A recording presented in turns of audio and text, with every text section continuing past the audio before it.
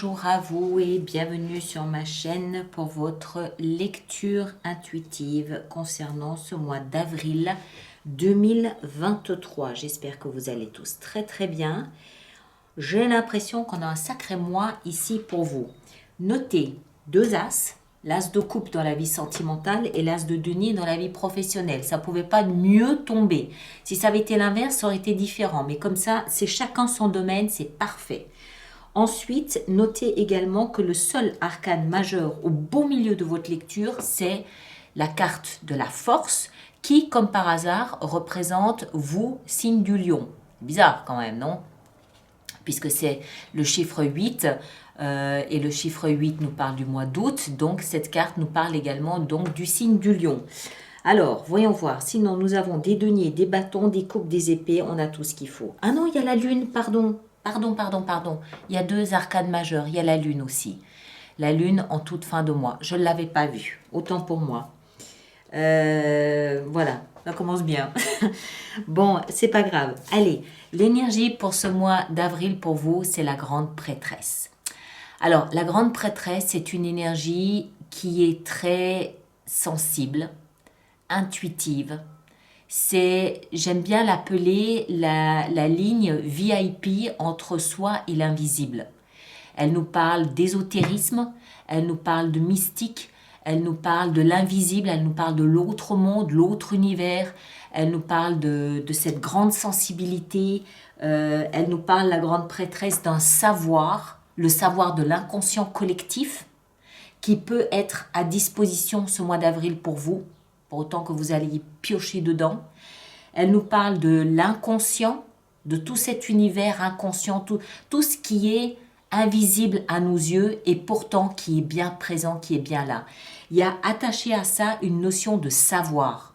On sait certaines choses, comment on ne sait pas, mais on sait qu'on les sait. Point. D'accord? Donc il y a quelque chose comme ça. Le mois dernier, vous aviez Lion, l'ermite.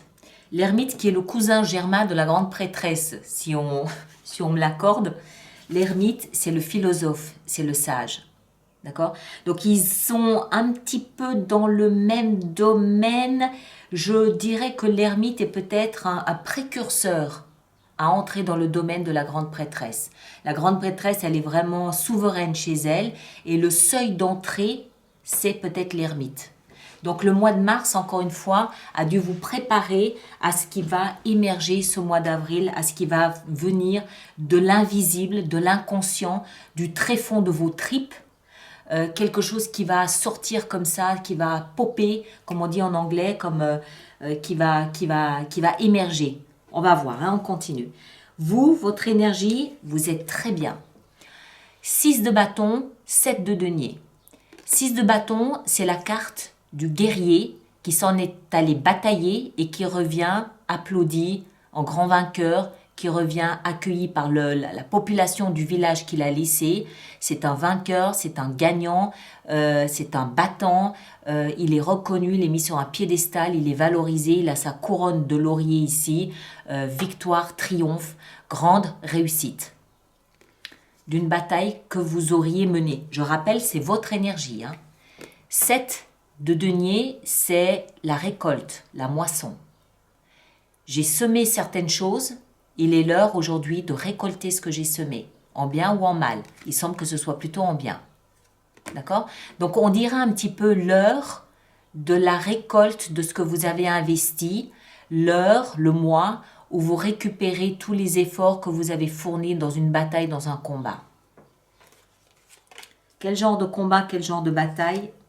10 d'épée. Ici, on est dans la position de ce que vous désirez le plus. 10 d'épée, vous le savez, les 10 marquent la fin d'un cycle. 10, 1 plus 0 égale 1, on recommence un nouveau cycle. Un cycle peut-être d'une dizaine d'années ou de 10 mois pour d'autres personnes. Un cycle difficile, douloureux, où on a été laissé pour mort. On a pris 10 coups de poignard dans le dos Hein. Il n'en faut pas 10 pour tuer quelqu'un, on est bien d'accord. Donc un cycle où on s'est pris des obstacles dans la tête les uns derrière les autres, boum, boum, boum, boum, on a tenu bon, voilà. Et là, parce qu'on a tenu bon, il s'agit maintenant de récolter les fruits des efforts et du combat ou de la bataille qu'on a menée. Il s'agit de récolter les fruits. On va, ce mois d'avril, puisque c'est dans ce qu'on désire le plus, se redresser. Fin d'un cycle, c'est la fin. Et la fin, elle est notée ici. C'est la fin, on récupère ce qu'on a investi. Donc, on va se redresser. Enrichi d'une expérience inouïe. C'est peut-être ça aussi qui nous l'indique. Ce qui va vous aider, c'est vous, c'est votre énergie, c'est qui vous êtes, c'est le lion. C'est la force de maîtriser la peur qu'on peut ressentir dans ses tripes. C'est la force de maîtriser ce qui se passe autour de nous. C'est maîtriser sa propre peur face à ce qui se passe, face peut-être au message de l'invisible. C'est faire remonter de par ses tripes ce courage, cette persévérance, cette opiniâtreté, cette obstination à vouloir avancer, à vouloir pas maîtriser la situation, mais maîtriser sa crainte de la situation. Parce que ça laisse des traces. On peut avoir peur, peut-être par la suite, de s'exprimer, même ne serait-ce que de vivre. Ça laisse des traces, ça. Et cette carte, elle nous explique que non, je ne vais pas me laisser embobiner par la peur. Je vais regarder là où se trouve la lumière et non pas l'obscurité. Je maîtrise ma peur du lion et j'en fais un allié, j'en fais un ami. D'accord? Donc c'est vraiment... C'est peut-être ça cette victoire, c'est peut-être ça ce combat. C'est que malgré tout ce que vous avez traversé, malgré ce que vous avez vécu, malgré tous ces comment est-ce qu'on appelle ça, tous ces coups pris les uns après les autres, ça vous a enrichi dans le sens où vous avez une expérience supplémentaire de la vie et des mauvais passages que la vie aussi peut réserver. Mais au lieu de vous laisser embobiner par la peur et la crainte de vivre, donc par l'obscurité, vous battez pour rester dans la lumière, vous ouvrir et faire confiance à la vie.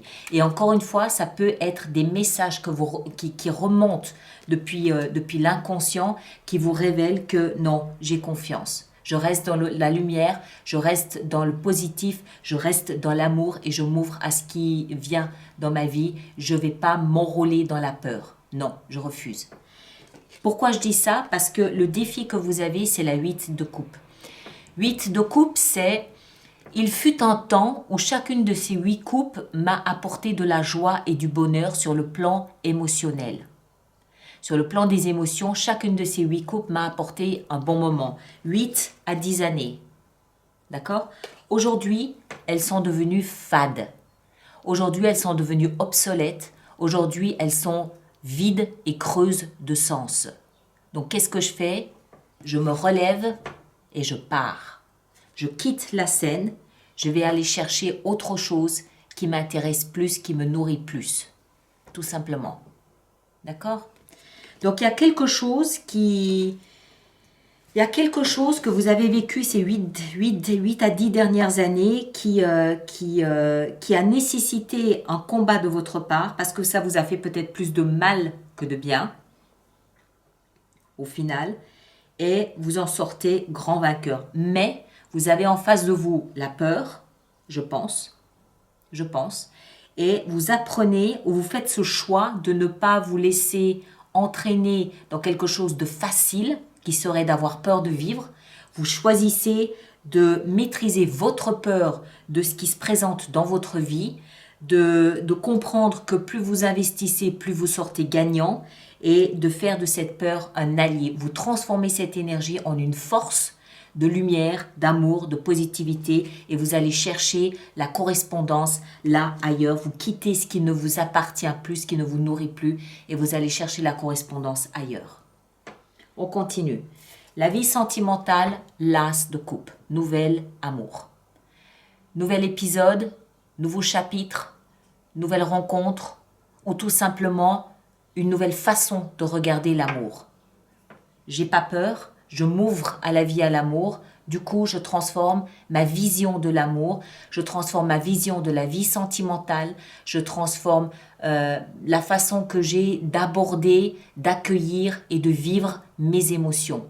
Encore une fois, en principe, c'est dans une vie sentimentale. Ceux qui ne sont pas dans un échange de vie sentimentale, ça peut être vis-à-vis de votre animal de compagnie ou alors avec les membres de votre famille, d'accord? Ça concerne vos émotions. Il y a quelque chose qui est en train d'émerger, en train de naître, de différent de ce que vous avez connu, de différent.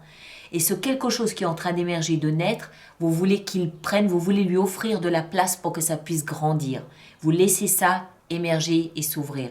Mais vous réalisez ce faisant que vous avez une nouvelle approche de votre vie sentimentale et de vos émotions.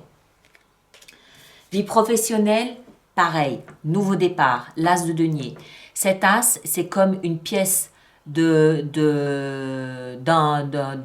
euro ou d'un franc ou peu importe ce que c'est, une pièce d'or, peu importe, que vous investissez, vous prenez cet investissement, vous le placez dans votre vie professionnelle pour que ça fasse des petits. Nouveau départ concret, tangible. Vous signez un nouveau contrat, vous louez des nouveaux bureaux, vous vous engagez dans quelque chose, vous faites une formation. Ça peut être de la formation également, hein, pour laquelle vous signez ou que vous faites ce premier pas. C'est un premier pas, je prends un sou que j'investis dans mon avenir professionnel parce que j'y crois et parce que je veux que ça grandisse et que ça s'épanouisse. Tout nouveau départ pour nos amis Lions, mais c'est très bien. La carte de votre vie intérieure est tout aussi parlante. 8 de denier. Si la 7 de denier, c'est la carte de la moisson, je regarde, comme on le voit ici, je regarde ce que fut ma récolte. Quelle est ma récolte? Est-ce qu'elle est à la hauteur de mes attentes, de mes espoirs et de ce que j'ai investi? Oui ou non? 8 de denier, donc la carte qui suit, nous explique que vous choisissez de peaufiner ce que vous avez. Vous choisissez de travailler, de vous concentrer, de ne pas lever la tête de votre métier. Je veux maîtriser ce que je connais, ce que je sais. Je veux devenir un expert dans mon domaine. Alors, c'est la carte du travail par excellence, mais le travail qu'on fait, qu'on réalise, ça peut aussi être le travail sur soi. Et dans la vie intérieure, c'est ça. Ça a un rapport, à mon avis, avec cette notion de peur sur laquelle vous travaillez, que vous essayez de peaufiner, de maîtriser, que vous essayez, à mon avis, de tirer un maximum de la force personnelle, intérieure que vous possédez. Et vous essayez avec cette force d'en faire un véritable véhicule de vie, un véritable don, un véritable outil pour vous sentir mieux dans votre vie et pour profiter, expérimenter à son maximum votre vie.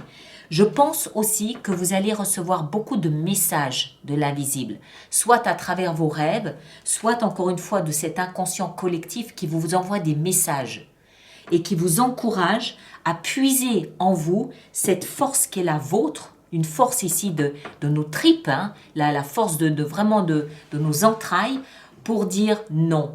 Moi, je ne vais pas céder à la facilité qui serait la peur. Je veux travailler, peaufiner sur qui je suis, sur mes dons, mes talents, mes capacités, sur l'image que j'ai de moi, sur l'estime que j'ai de moi, la considération que j'ai de moi. Je sais qui je suis, je reviens du combat. Je sais ce que je suis capable de faire, je reviens de loin. Je sais ce que je récolte, je sais ce que je perds et je sais ce que je peux encore améliorer en moi ou de moi. Et c'est ce que je fais. D'accord?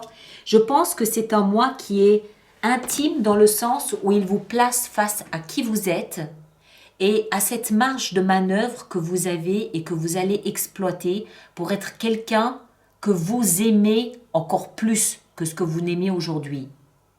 Vous sentez, vous savez que vous avez encore de la marge de manœuvre par rapport à l'image que vous donnez de vous, par rapport à l'amour-propre que vous avez, par rapport à la façon que les autres ont de vous considérer, ou même que vous-même vous avez de vous considérer. Vous avez encore de la marge de manœuvre. Et vous plongez là-dedans en allant chercher des forces dans vos tripes pour travailler encore davantage sur qui vous êtes et sur la fierté que vous avez de ce que vous avez fait de votre personne. Il y a quelque chose comme ça. Et en fin de mois, on a la lune. Alors, la lune, Elle nous plonge, elle aussi, dans tout cet inconscient, dans tous ces rêves, dans tout cet univers un petit peu mystérieux, un petit peu semi-obscur, semi-illuminé. La Lune, je vous le rappelle, elle attend la visite tous les mois du Soleil pour l'illuminer, pour qu'on comprenne réellement ce qui se cache derrière ce qu'on voit. Et je pense que c'est un peu votre cadeau de ce mois d'avril. Vous allez comprendre ce qui se cache derrière. On sait que la lune est là tous les jours, on le sait. De temps en temps, on en voit un petit bout, on en voit un quart, on en voit la moitié, on le sait. Mais une fois par mois, elle brille. Et je pense que ce mois d'avril, c'est votre période, votre mois où vous allez briller et où vous allez comprendre en fait tout ce qui se joue dans l'invisible, la force que vous avez, ce dilemme, la peur ou au contraire vivre ma vie, travailler sur moi, me battre, les douleurs du passé, comment les cicatriser pour en faire une force. Tout ce qui se passe généralement derrière le rideau de la scène, je pense que ce mois-ci, ça va en fait émerger, peut-être sous forme de rêve, peut-être à travers vos rêves, peut-être à travers des espèces de réflexions comme ça qui poum, mais vous allez comprendre en fait qu'il y a, j'ai presque envie de dire une double vie. Il y a la vie qu'on vit tous les jours au quotidien, mais il y a autre chose qui se passe dans l'invisible et qui ce mois-ci peut vous être révélée. Et vous allez comprendre en fait que la vie peut être plus complexe que simplement se lever, se brosser les dents, aller travailler et se coucher. Il y a d'autres choses qu'on peut faire sur le plan énergétique ou pour soi-même qui est important, qui est capital. Et je pense que c'est ce travail que vous faites ce mois-ci et je pense que c'est cette révélation que vous avez en fin de mois d'avril, je pense. Waouh! Donc. Bon allez, on va faire notre extension. Donc tous ceux pour qui cette lecture fait résonance, je vous rappelle qu'il existe une extension à cette lecture, un approfondissement qui se trouve dans la boutique alice-nicolas.com. Le lien sera dans la boîte de dialogue de la vidéo juste là-dessous. Et puis tous ceux qui vont régulièrement acheter des extensions, je vous rappelle qu'il existe un programme d'abonnement aux extensions de 3 mois, de 6 mois ou de 12 mois qui est économiquement quand même plus intéressant pour vous. Et là aussi, toutes les infos sont dans la rubrique abonnement du site internet. Alors, voyons voir. La grande prêtresse. Nous avons la grande prêtresse. Eh bien, tiens, hein? Vous allez voir, ça va être un mois, donc vous allez vous souvenir. Ici en haut, votre énergie à vous, on a, punaise, l'impératrice. L'impératrice. D'accord. Ici, alors, qu'est-ce qu'on a dans ce que vous désirez le plus avec cette fin de cycle? Une autre fin de cycle, 10 de denier. La force dans vos tripes ici. Qu'est-ce qu'on a? Le fou. Punaise. Ici, 8 de coupe dans le défi qui vous attend. La 7 de bâton. Très bien. La vie sentimentale avec l'as de coupe, on a la roue de fortune. L'as de denier dans la vie professionnelle, on a, oh punaise, la 10 de coupe. Regardez ça, 10, 10, 0, 10, 10, as, as. Si ce mois ne marque pas un nouveau départ, alors moi, je me fais nonne. D'accord? Bon, 8 de denier dans la vie intérieure, on a 2 de denier. Et la lune en fin de mois, on a la tempérance. Excellent, ça me plaît beaucoup. Ça amène un petit peu de douceur et d'équilibre en fin de mois. Et 4 de coupe là derrière.